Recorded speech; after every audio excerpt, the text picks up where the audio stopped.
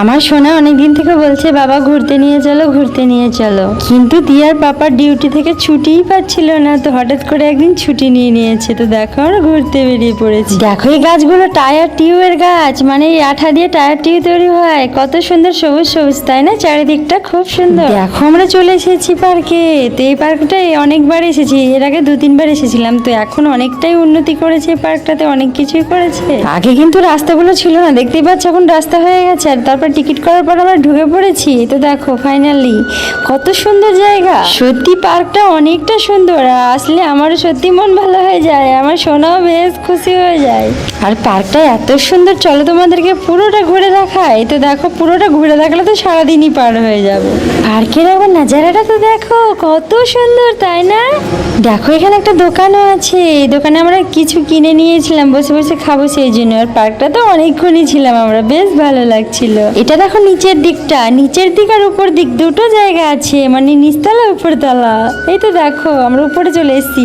আর উপরে দেখো পুরো ফাঁকা, সানডের দিন মানে পুরো ফুল হয়ে থাকে পার্কটা, কিন্তু আমরা ওটাই হয়ে গেছি। আমার সোনা তো ভীষণই মজা করছিল, এটাতে উঠছিল ওটাতে উঠছিল। দেখো পুরো ভিউটা দেখো কত সুন্দর, এক কথায় অসাধারণ ভিউ। আমার তো বেশ দারুণ লাগছিল, তোমাদের কেমন লাগলো?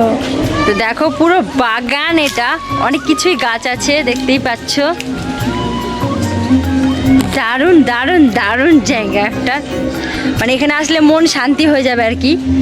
তো এই তো দেখো এখানে তোমরা ফটো তুলতে পারবে, দেখো একটা বড় লাভ আছে, তো ভীষণ সুন্দর।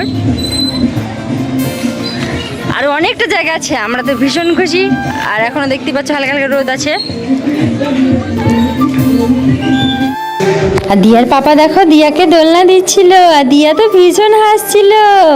দেখো এখানে কত সুন্দর জায়গা না, কার মন ভালো হবে না বলো? তো এই জায়গাটা আসলে ভীষণ ভালো লাগে আমার। তো দেখো একবার পুরো নাজারাটা তো দেখো, দারুণ। আর এখানে এটা কি গাছ বলো তো? পুরো কাঁঠালের মতো দেখতে, আমি কিন্তু বুঝতে পারছি না এটা কি গাছ। তোমরা যদি কেউ জেনে থাকো অবশ্যই বলো কিন্তু। আর এখানে দেখো আইসক্রিমও খেয়ে নিয়েছি, দেখো কত রকমের আইসক্রিম ছিল, যে যেটা পারছে সে সেটা নিয়েছে। আমি তো সাদাটা নিয়েছিলাম, আমার এটাই ভালো লাগে খেতে, দারুণ লাগছিল। প্রচন্ড রোদ গরম পড়ছিল কিন্তু। তারপরে দেখো আমার দিয়া সোনা দৌড়াচ্ছিল, আমি সোনাকে নিতে এসেছি এদিকে। তারপরে দেখো আমার সোনা কিন্তু একা একা খেলতেই চাইছিল না। তারপরে দেখো দিয়া সোনার পাপা দিয়াকে নিয়ে হাঁটাচ্ছে, এদিক ওদিক নিয়ে যাচ্ছে, কারণ আমার সোনার ভয় ভাঙবে সেই জন্য। তো দেখো আমার সোনা কিছুতেই যাচ্ছিল না, তারপর কাকু চলে গেছে। তারপর দেখো দুজনে ধরে ওকে নিয়ে যাচ্ছে, এতটাই ভয় পাচ্ছিল। তারপরে কিছুক্ষণ পর দেখো ও নিজেই পেরে যাচ্ছে। আমার সোনা সারাক্ষণ ঘরের ভিতরে থাকে, তো সেই জন্য এইসবগুলো তো ভয় পায়, ওই জন্য ওকে পার্কে নিয়ে যায়, ভীষণ খুশি হয় আমার সোনা।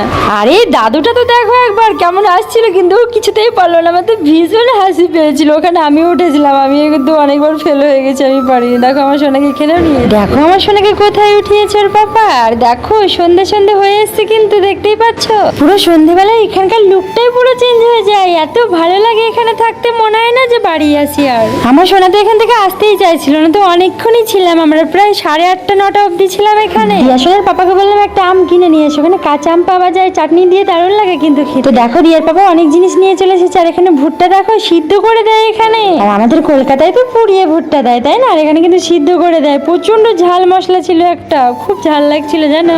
তারপরে দেখো আনারসটা খেয়ে নিচ্ছিলাম, দেখো গোল গোল করে কাটা আছে আনারসগুলো, ভীষণই সুন্দর লাগে এরকম করে খেতে। তো আমাদের ঘুরে পুরো কমপ্লিট, তো আমরা বেরিয়ে পড়েছি, দেখতেই পাচ্ছ অনেকটা রাত্রি হয়ে গেছিল, কিন্তু আমার সোনা কিন্তু আসতেই চাইছিল না, ওকে জোর করে নিয়ে এসেছি। তাহলে চলো রুমে যাই। তো আমরা ফাইনালি রুমে চলে আসলাম। প্রচন্ড খিদে পেয়েছিল, খেতে হবে তো রাত্রে।